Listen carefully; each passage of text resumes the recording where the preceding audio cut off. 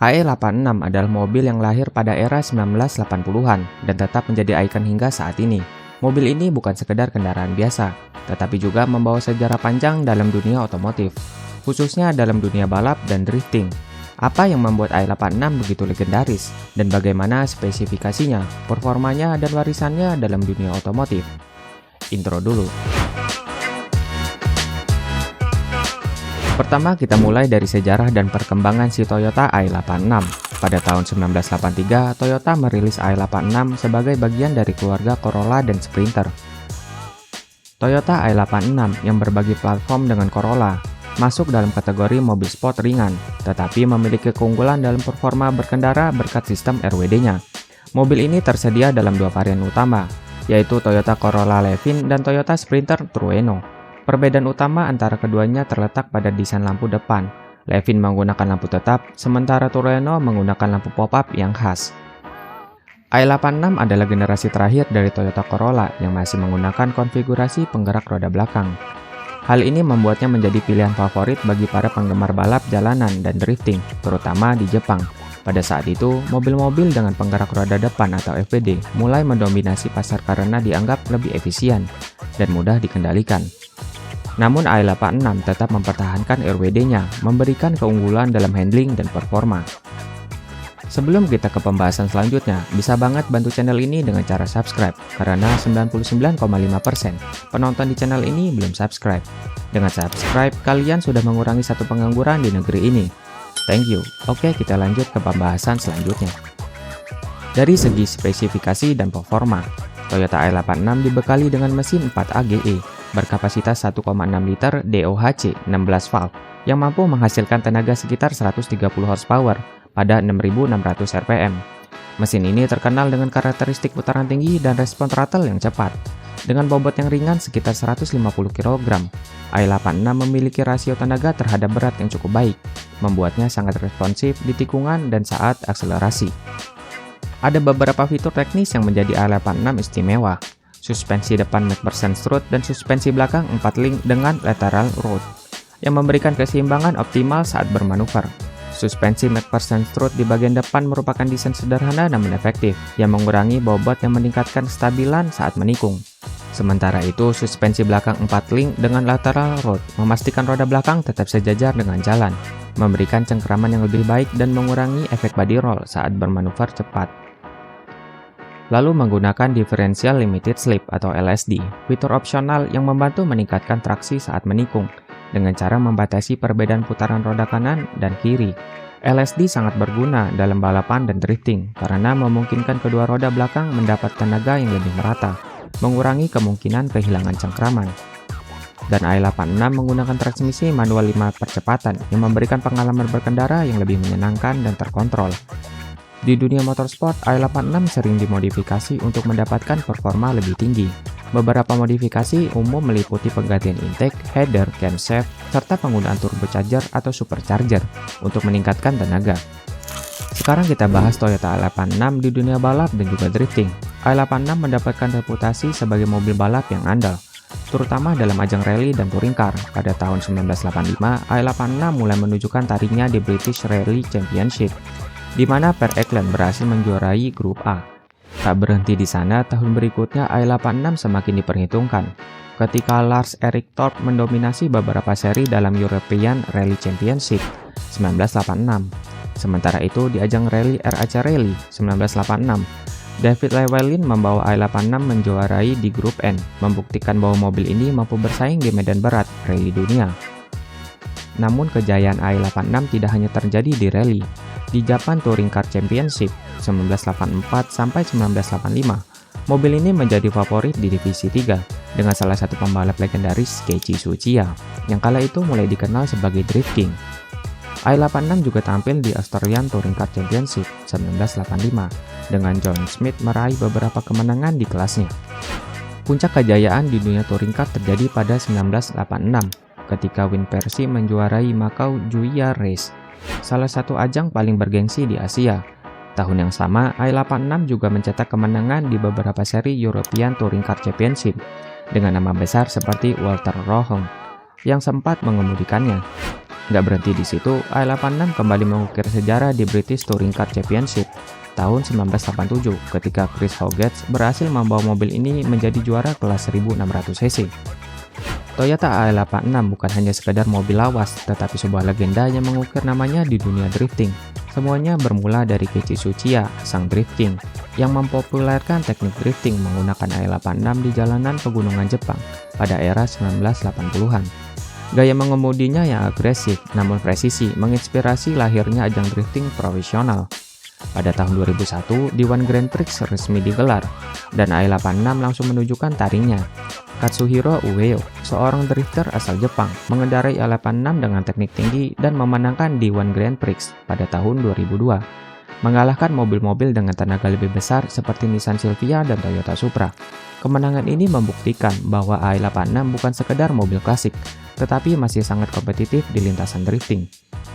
Kesuksesan i86 berlanjut di Formula Drift USA, di mana Taka Aguno menjadi salah satu pembalap yang tetap setia menggunakan i86, meskipun menghadapi lawan-lawan dengan mesin jauh lebih bertenaga.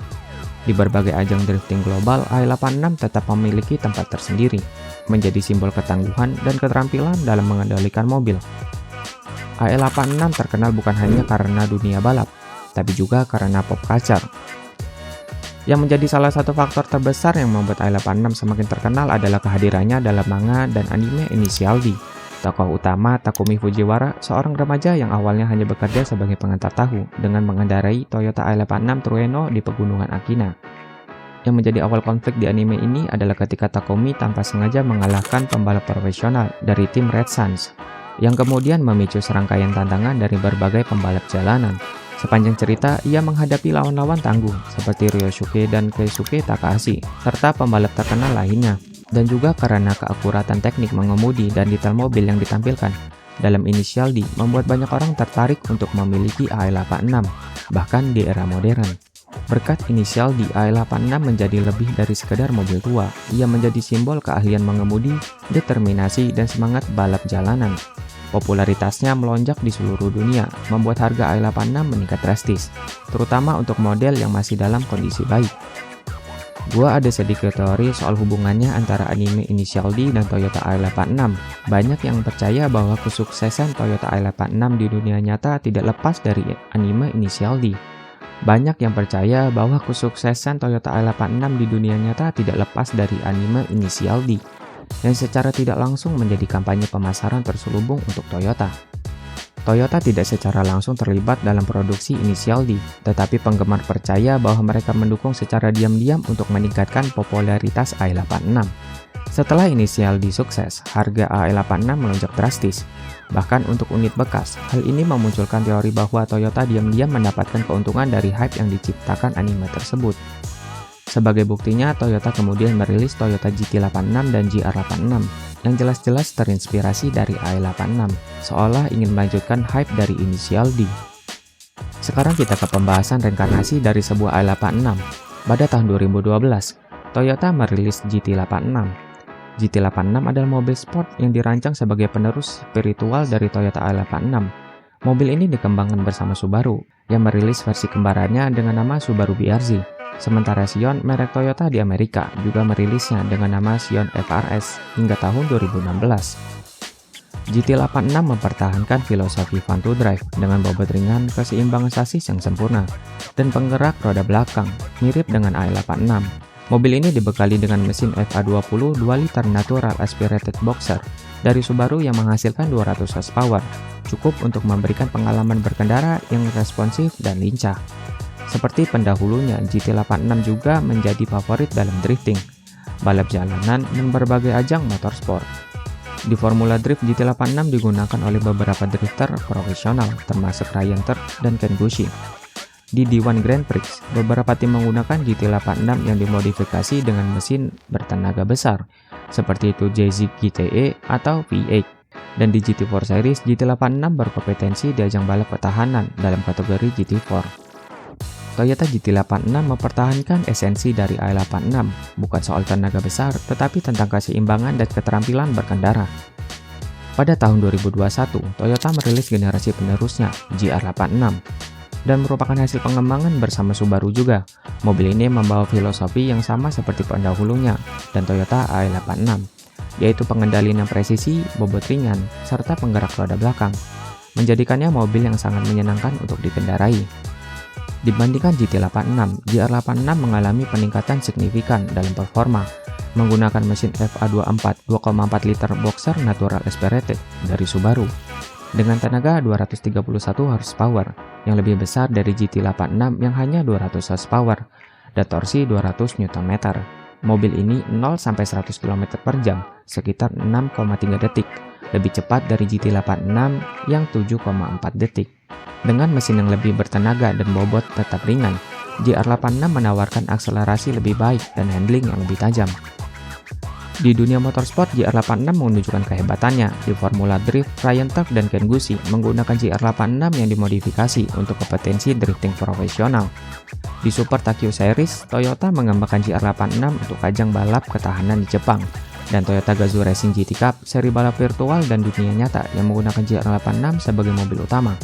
GR86 mempertahankan semangat fun to drive yang telah dimulai sejak era AE86 dengan teknologi modern yang membuatnya semakin kompetitif di dunia otomotif. Dan akhirnya kita sampai di kesimpulan bahwa Toyota AE86 bukan hanya mobil biasa, ia adalah ikon dalam dunia otomotif. Dengan desain sederhana, handling luar biasa, dan keterlibatannya dalam dunia balap, serta budaya populer, AE86 terus hidup dalam hati penggemarnya. Bahkan setelah puluhan tahun sejak produksi dihentikan, AE86 tetap menjadi salah satu mobil paling dicari dan dihormati di komunitas otomotif. Bagi banyak orang, AE86 bukan hanya soal spesifikasi dan performa, tetapi tentang filosofi mengemudi sejati, sebuah mobil yang membuktikan bahwa keterampilan mengemudi jauh lebih penting daripada sekedar tenaga besar. Dan selama masih ada penggemar otomotif yang menghargai mobil ini, legenda AE86 akan terus hidup. Kalau ada pembahasan yang kurang dari video ini atau ada salah penyebutan, langsung koreksi aja di kolom komentar. Dan kalau kalian mau gua bahas mobil lainnya, silahkan komen aja. Mungkin gua bakal bahas di video selanjutnya. Thank you yang udah nonton sampai akhir. Dan jangan lupa like, comment, and subscribe. Gua Pai, sampai jumpa di video selanjutnya.